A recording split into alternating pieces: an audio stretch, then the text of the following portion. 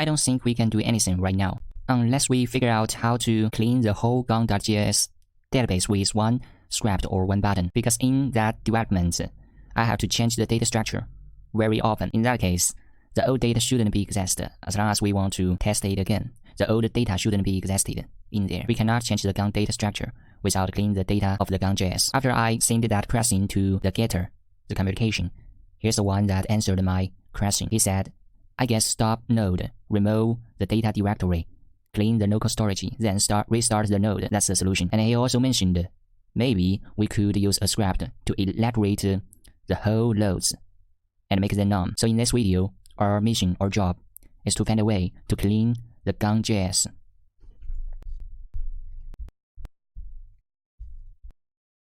Let's read this section, how to delete data. Gang takes a different approach to deletion than most other centralized services.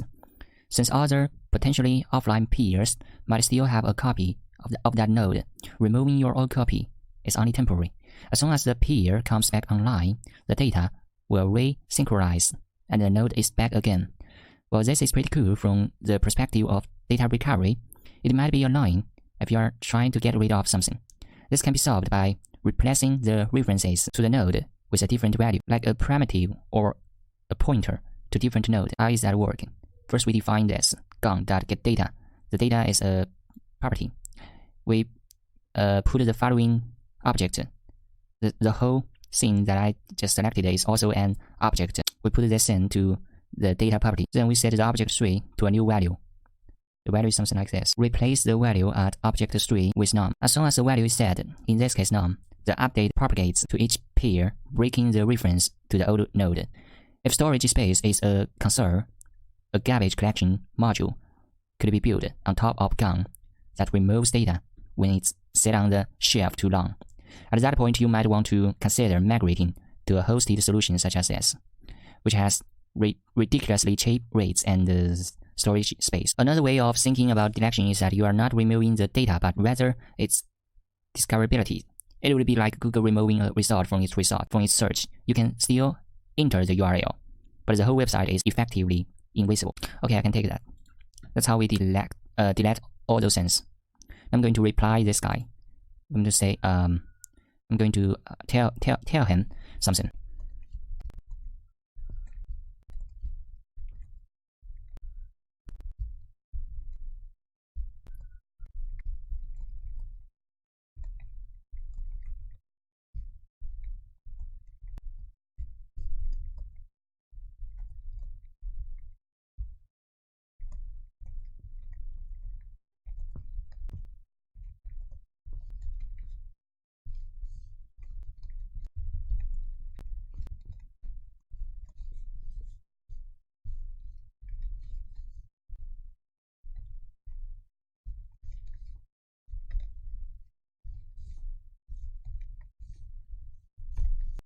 Here's my answer. Oh, I appreciate your answer, and I found a page that just describes how it works. But I got another problem. How should we delete a user? Do we need to access that user with a public key like gang.getPublic key, then set it to none by push none? That's my question. I'm going to send it out. According to our code, we just saved all our users' public key in a property of users' public key. We can be able to get all of our users' key from that. I'm going to try it out. We will say gang.get that and print it out once it's ready. Gang.get, it takes two parameters. The first one is the key, and the second one is the callback. You will usually be using gang.on or gang.once to actually retrieve your data, not this callback. Okay, so we will not use on because we don't want to get that data every time whenever it gets updated. In this case, we will only want to get that data once, so we will call the once function. From here, you can see how to use the once function. You will need to give it a function or a callback to be specific, and in this callback, function, it will take a parameter, which is your data. In this case, we're gonna print out that data to say what we got from this operation. Unbelievable, we get nothing from that. How about we just add this? Here is your data. And we get something like this. Here's your data, undefined.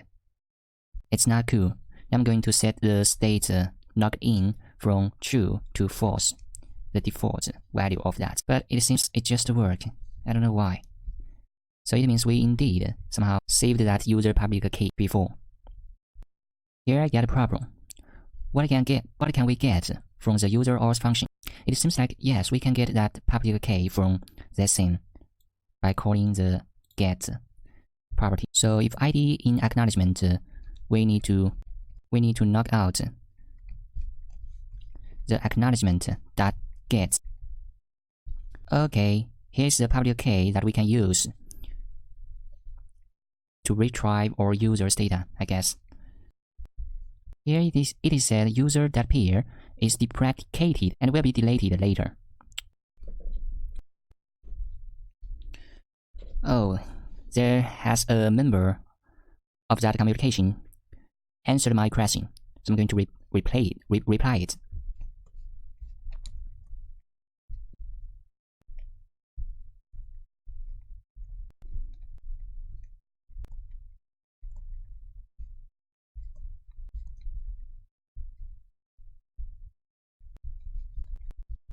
Here's my answer. I said, thank you. I was visiting it.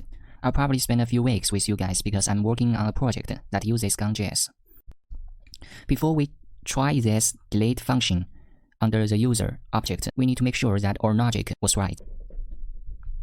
The thing is that whenever a user has been created, we need to save that user's public key to the Gang.js database. So here we will say acknowledgement.pub. It was more important than saving the username and password. And whenever a user logging into our page, we also want to save that user's public key to our Gang database. Only in this way, we can make sure that we can get all users by using Gang.get and with the user public key property.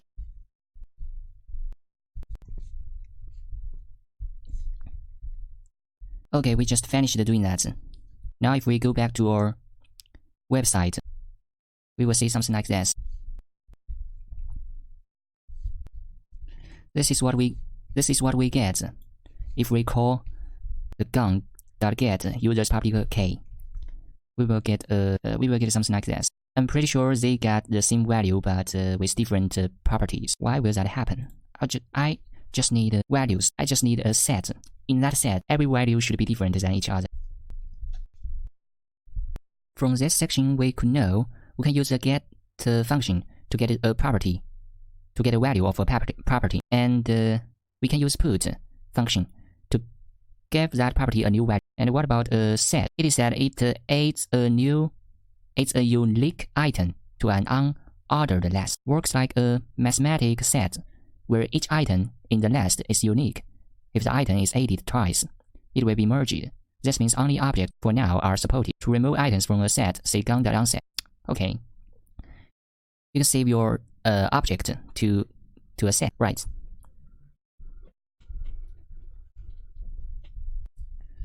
But it seems like we got a lot of items in there, even if the value of those items are the same. So what we need is to come out this line of code. We don't need to set the public key every time when a user log into our Gang.js app. It cannot be true. We get 4 of them with different value in there. So there must have some problem with that. It is that it only supports the object. That can be a problem. Okay, instead of saving the public key, you may want to save that user instead. So how do we get a user from the public key? Here we got 2 methods. The first method is just to do the public key. The second method is to using the Gang.user. We will use the first method here. Let new user equal to Gang.get with this, and we will set that with a new user. Let's first delete all users' public key first. To do that, the thing we need to do is get that node, then put none to it. Actually, I don't think this should be happening anyway. When I use the put, those values should be gone, but nothing happened. So we may check out the onset function. We must include it by ourselves with this require downlap.onset library. Okay, we will do. Then we will use that method. We will do it in a simple way. First, we get all those data.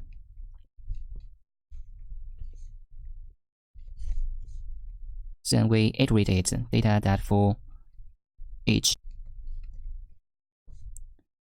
the key and the value, or we can just say for each value or for each object, gun.onset that object. Let's say what we will get. Type error date that for each is not a function. Okay, then can we say something like this? Gun.onset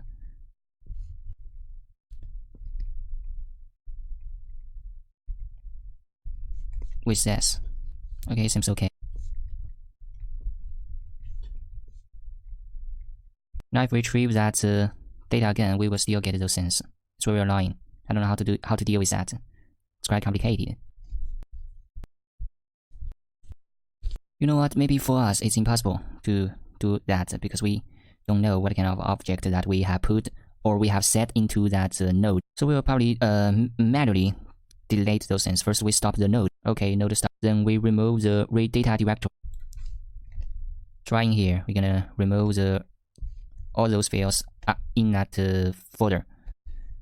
I'm going to clean the local storage for this. Okay, here we go. Clear the storage. Good. Now if we start the web page again, you'll say nothing because we haven't start the node server yet. I'm going to start it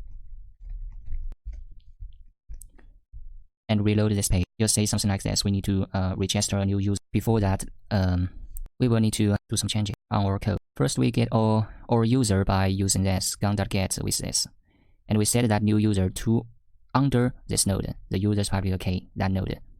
Everything looks just fine at this case. I'm going to register a new user. Sign up successful. Now if we reload this page, you will see an object. Now we're gonna do some work with that data. For example, can we iterate that data? We can try it. Data that for each.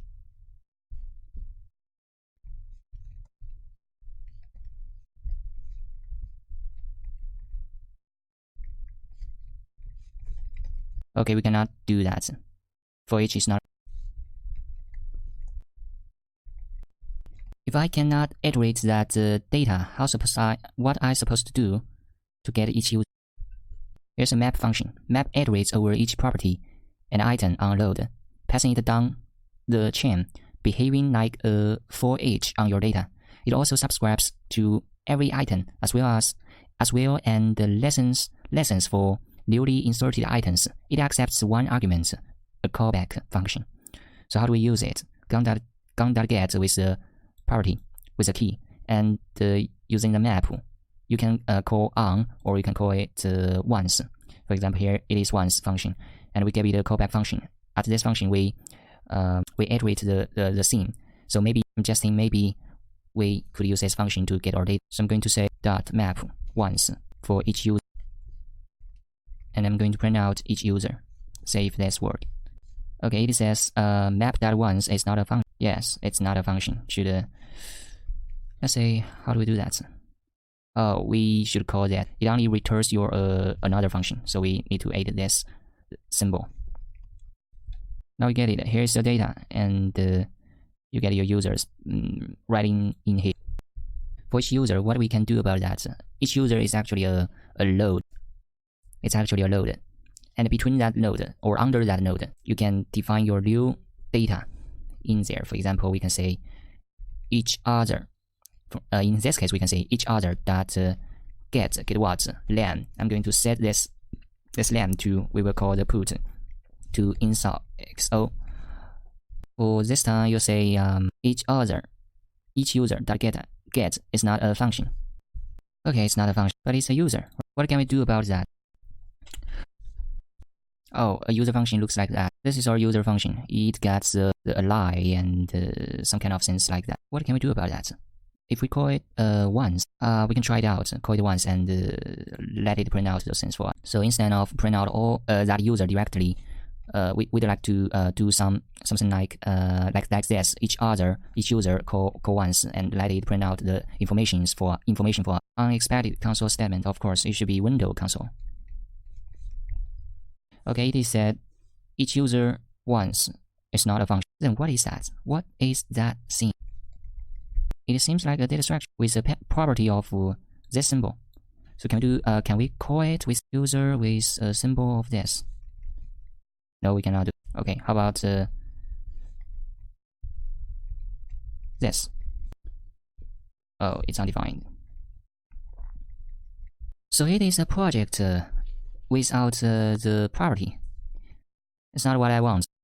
You know what? I'll do something else. Instead of saving that user directly, I'll make something else. I'll define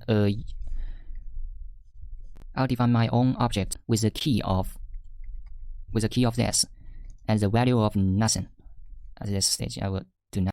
And for now, I'll manually restore our database.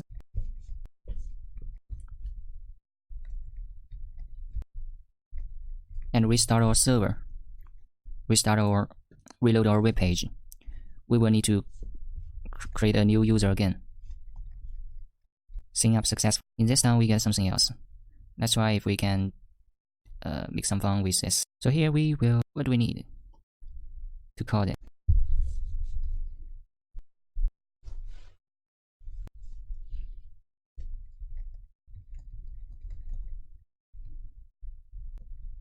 No. I think we just did something wrong here.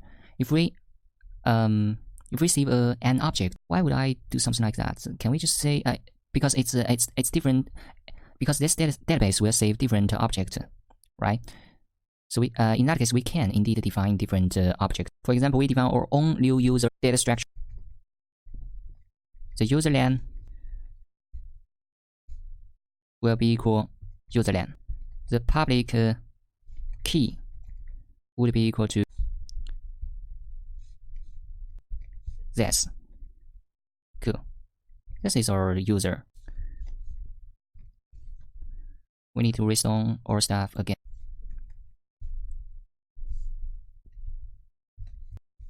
Okay, now let's register a user. Okay, in this time we get an object with a userland and a public key, and we can finally have some fun with that. For example, we can call, instead of print out the whole object, we can say window clone log with each user dot userland and each user dot public key. We get something wrong with the public key. Alright, it should be this. Okay, let's try it again. Here we get our userland and public key. So this is how we can use a gang.js file. Do I need to repeat it again for you? First, we get a node with this gang.get. If we want to put some value to it, we use .put to put that value to it. And if that value is not a single value, if it's a dect, if it's a dictionary, or if it's an object, we need to use a map function. By using the map function, you can call the once or on. If you call on after any node, the function will be called every time when the node gets updated. And if we call the once function, your callback function will be only called once. Do we clear with this? Okay, that's it. That's how to use gang.js, or how to fairly understand the gang.js and the whole stuff around it. I will see you in the next video. Remember, my name is InsideXO.